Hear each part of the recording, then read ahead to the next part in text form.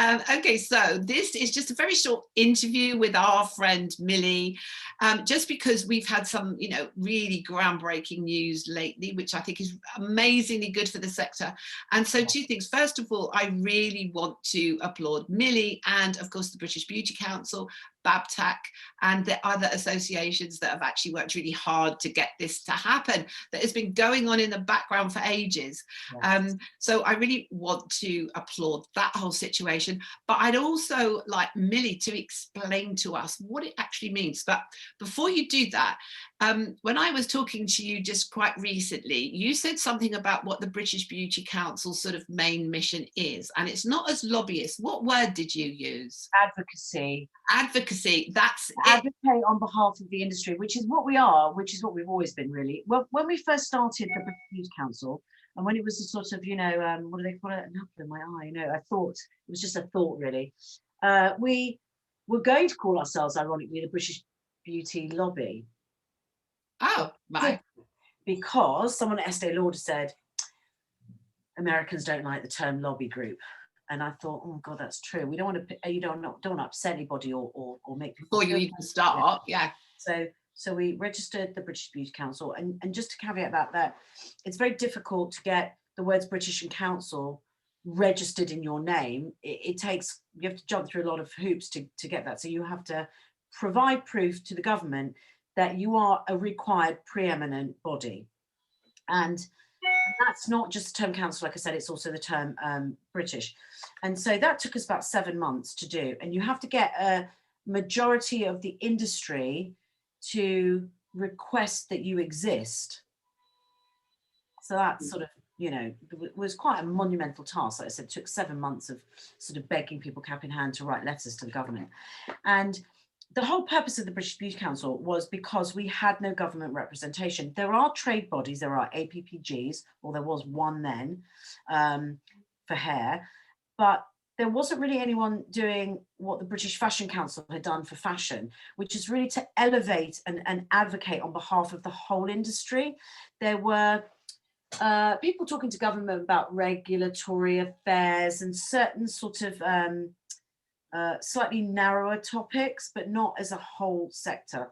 And we went to meet with the British Fashion Council when we set up, and the conversation was pretty much sort of leading towards becoming part of creative industries, because DCMS have 12 creative industries, and for us to become, or 11 or 13 or something, I can't even remember now, for us to become one of the creative industries would be quite an easy channel or approach to be recognised at government level, mainly because if you look up the definition of designer fashion with the DCMS, which is the Department for Culture, Media and Sport, under the definition of designer fashion listed with the government, it refers to beauty. It doesn't refer to services, it refers to product. So I thought, well, we've got an in there because we're already technically listed in some way, shape or form.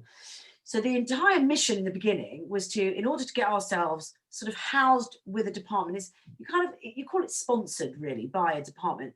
We thought, go to DCMS. Anyway, obviously, we couldn't just walk in and go, oh, can you take us on?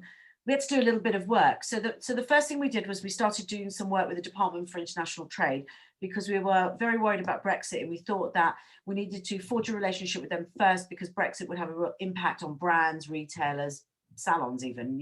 It's a big problem for immigration. And so we did some work with the Department for International Trade. We travelled with them, we worked with them on leveraging the industry globally. We worked with them on the definition. They obviously were in receipt of the evaluation as one of the first government departments to publicly acknowledge an affiliation with the British Beauty Council. And they were the only department to have a person within it that was designated specifically to beauty. Mm-hmm. Her name is Juliet. She's lovely. And I think you've met Juliet before at an event that we've had. You might not remember, but anyway, she's amazing.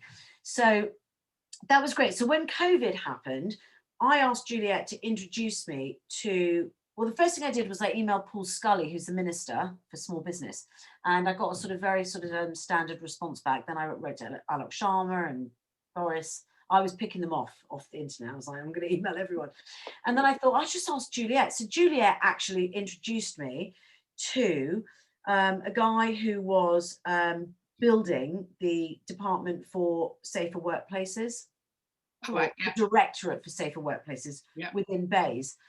And it was only sort of halfway through the year that I realised that actually, if we could get actually sponsored by BEIS, we'd actually be in a better position than being sponsored by the DCMS, because BEIS has got more money and BEIS kind of straddles creative and treasury.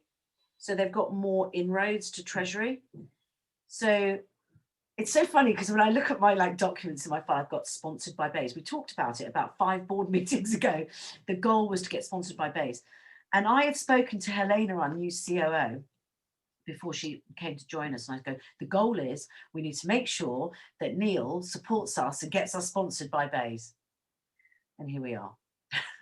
So it's not, it's we did start with that intention, and obviously with everything, COVID just pushed it forward. Yeah, I think, as dreadful as this whole COVID situation is, I think there is actually, the horrible stuff, the absolute nightmare stuff, but that I think there are so many things, so many positive things can come out of it. And, as it is awful, but I think it is moved this industry sector, the wider sector, I mean. Yeah, absolutely. It has moved it forward so far. And the fact that you've managed to achieve that is incredible. But I also think that it is beginning to show the whole industry as a sector how important it is to actually communicate at that level. That this industry has sort of bumbled. I'm talking more professional than retail. But this industry has sort of bumbled along doing its own thing and trying to do what's best and managing it a lot of the time, not managing it some of the time. But I think this is really brought to the fore. Look, there are critical things here, aren't there? One is we had to define the industry, so we knew what it was. Which was the most amazing piece of work. Yeah, and then you have to value it, because no one's going to listen unless they know what the value is. I mean, I interviewed Caroline Noakes the other day for a web piece that we're doing in March. And, that had a lot of impact with government, the valuation. Yeah. And then when government looked at us and they were like, okay, we need to figure out when to go back to work, not work, how are you going to work? They were like, my God. I remember once Leslie from Babtech and I were asked the same day to write a list of all the jobs in the industry. I couldn't finish it. I was like, endless. I kept going back and go, here's another one. And here's another one. But I haven't put, I mean, there are, it is countless, isn't it? It's countless. Absolutely endless. You could constantly, I was like, acupuncture, aromatherapy, Reiki healing. It just was endless. And there was like one after the other. And then Leslie was coming back with someone. I was going back with more. And it was like, it just was trichologist. I mean, there were just things popping out of my, but what was good about that as well is you also included like the subsidiary, the supportive industries around the sector. So for example, PR, PR. I mean, even salon design, well, not even salon design, but salon design, all of that stuff, website design. Shop fitters, I mean, Leicester is made up of shop fitters, and some of them specifically or predominantly work in the beauty sector. Yeah. Whether it's shop fitting or whether it's salon fitting, exactly. They all play a part. But so that is the British Beauty Council, which has done an absolutely blinding job. And the other thing, just to quickly add to that, so our intention when we first started as well was to go to all the trade bodies, because we are not a trade body. Go to trade bodies and say, we're an advocacy group, we want to support you in the things that you want to do, and we will help to champion that. Partly because, collectively, when we first started, we are a bunch of media lovies. We're quite good at making noise. We are over at the council. Funny that. Dobby. And some of them were very reluctant, didn't want to work with us. Some of them jumped right in, Leslie, UK Spa, NHBF were great. But what has happened with the COVID situation is those that were reluctant have now come on board. So the team that really you should congratulate for the personal care sector, or NHBF, Babtac, UK Spa and British Beauty Council, and not I've never worked alone anyway. I'm not. No, I know that, but But they are. I mean, collectively, we've all got sort of our take on things. I generally come to it from a much more overview kind of perspective, whereas they definitely come in with lots of detail underneath. And these things are such a slow burn, aren't they? It takes a while to prove, and obviously we now have the federation. We know it's going to be a slow burn, but we have you as the British Beauty Council, and so we can work together as well and move things forward. So it takes a while. Let's face it, the format works, the concept of the council works. That's the thing I'm most proud of, is that we've made it up as we've gone along, really. But the fact is that we followed the British Fashion Council because I believe that was a format that was necessary for the beauty industry. Yeah, it worked. It's working. It certainly is. So can you then explain, this "we've arrived" type thing? Like the feds have arrived, we've arrived too. But we exist, is what we were saying. We exist. We've arrived. So can you explain that the purpose of the personal care sector and what it's actually going to mean for us? Generally, what they'll do. So then, just to go back to December. In December, I secured a meeting with Number 10, and then on the day that they announced a new lockdown, I think it was Monday the 6th, wasn't it? It was like that awful day where the lockdown and the riots and it all kind of kicked off. I had a meeting on the 7th with the with Number 10, and I didn't email, but Tilly emailed the woman that I had a meeting with, who's deputy head of business, to say, do you want to go ahead with the meeting given the lockdown, or are you busy? She goes, no, I'm going to postpone the meeting, but I've got some good news for you. It's not because of the lockdown I'm postponing the meeting. And I had a funny inkling then. So that's when, with the next meeting, there was the next meeting that we had, they announced the personal care team. There is a director, there's a deputy director, there is God, I'm not even sure what his role is, but anyway, there's a sort of assistant, and then they're hiring somebody else. So there will be a team of 4 people. The job is really for them to listen to industry, take on board what industry need, and then to liaise with different government departments. So whether it be Number 10 or the Treasury or Department for Education or DCMS, to support our sector and to help us sort of navigate government departments. Great, which I mean, it is unprecedented, isn't it? It's never happened before. We've never had that sort of representation at that level. I'm not sure it's quite hit me what a big deal it is. Because it should. I think just because of the lockdown and then the riots, and then just sort of we've been in all of these meetings, and we're having to basically go back with tons and tons and tons of evidence. So we did a whole presentation, and we have to now go back with a load of stuff for BEIS to pass on to Treasury, and then we have to have meetings with Treasury. It's a whole sort of series of meetings, and hopefully meetings with the minister as well. I'm not sure it's hit me yet. Yeah, but it's only good, isn't it? It's only positive. We sort of didn't exist before, and slowly, we had those lovely people that were in the safety at work. I know, lovely Roz and Becky. So Becky still. So there is still the Safer Workplaces Directorate. So I would imagine she'll come back into the fold when we go back to work. Like right now, one of my biggest concerns is the phasing. I don't want to get into another phasing situation when we reopen. So not to be the bearer of bad news, there is no bad news yet, but we need to manage that as well.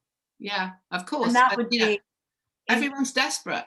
In collaboration with Becky still, because there's still the Safer Workplaces team. Yeah. So. Well, and we know, from a beauty sector point of view, we know that this sector tried so hard, the majority of people. I know some found the loopholes and were really proud of themselves to find the loopholes, but anyway, never mind about them. But in general, I think this wider sector tried so hard so hard to be safe and welcoming to, you know, safe for themselves, their employees, and especially for their clients. And I think, you know, on the whole, the sector went above and beyond.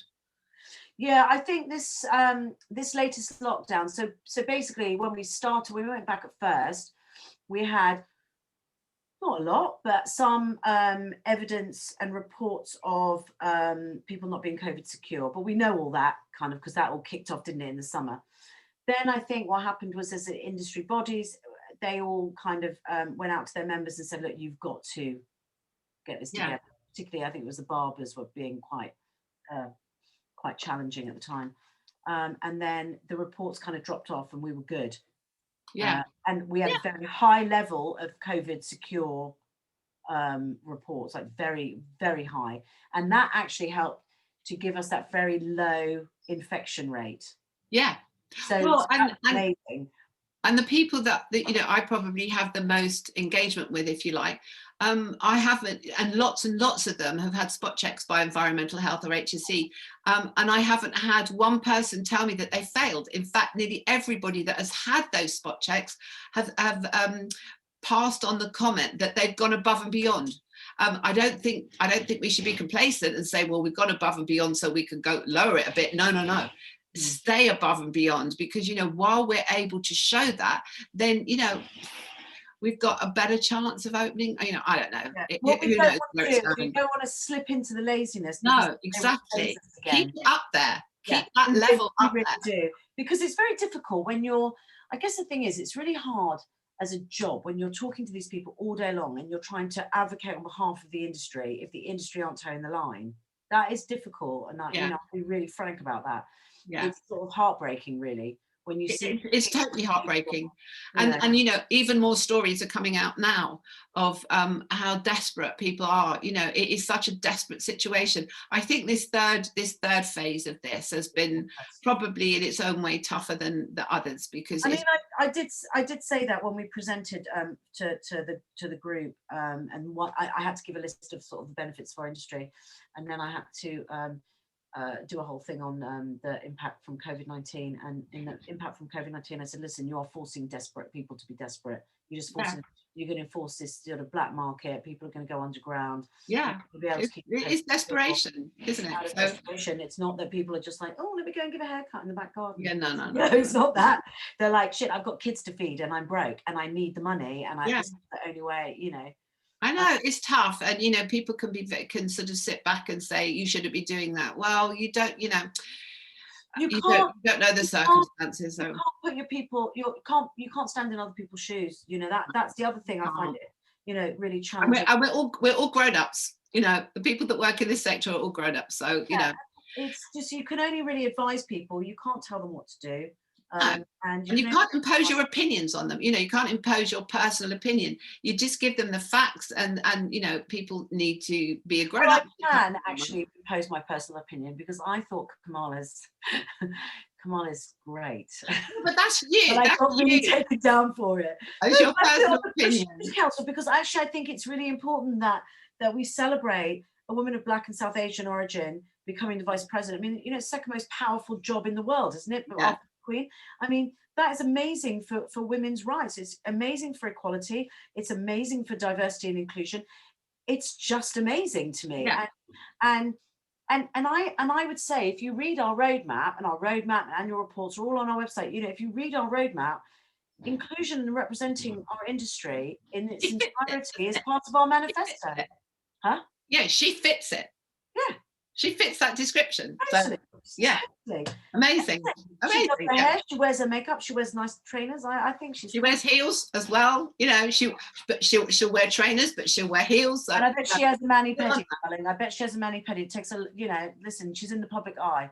Yeah. I think that's it's, you know, to me, I think it's really important that we look up to people that have broken the ceiling, you know. Yeah.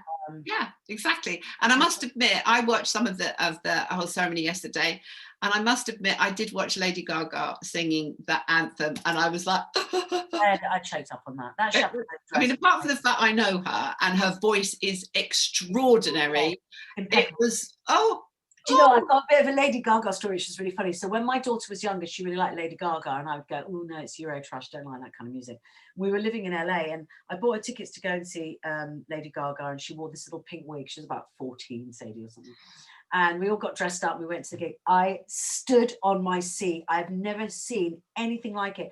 When she sang a ballad and sat at the piano, I couldn't believe it, because I just thought, oh, not my kind of music. You can't believe the range of her voice, can you? I mean, she sung opera, she's sung with Tony Bennett, she's sing a ballad, she does all that weird stuff, and the number of instruments she plays is phenomenal. You know, she's such a talent. Anyway, that's totally beside the point.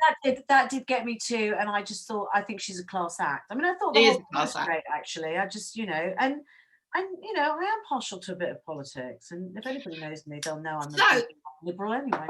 So you're about to go into an APPG meeting. I'm going into an APPG meeting to talk about God knows what. Good, and we've got one of the Federation representatives there as well, so she'll bring all the notes back to us. And an APPG meeting is an all-party parliamentary group, and this is one that is specific for the beauty sector, isn't it? For beauty and aesthetics. So basically, it was set up to look at aesthetics and the regulation of aesthetics. But the two parliamentarians who run the APPG, Carolyn and Judith, are just great. They've been supportive. They always stand up in Parliament. They constantly talk about us, and they're just the loveliest people. They are so sweet. They've done some fabulous speeches, haven't they? And they've written on the Telegraph and stuff, and you know, they're just two of the nicest women. You know, they really love our industry. They love the people working at it. Yeah. Right. Okay, so you've explained this amazing, like, so many steps forward that has just happened, and so thank you to you, British Beauty Council, BABTAC, the Federation. Who were the other ones? BABTAC, hairdressing, National Hairdressing, NHBF, National Hairdressing and Beauty Federation, and UK Spa Association. Great. Well, I mean, congratulations to all of you. You've done a blinding job. You've moved us forward.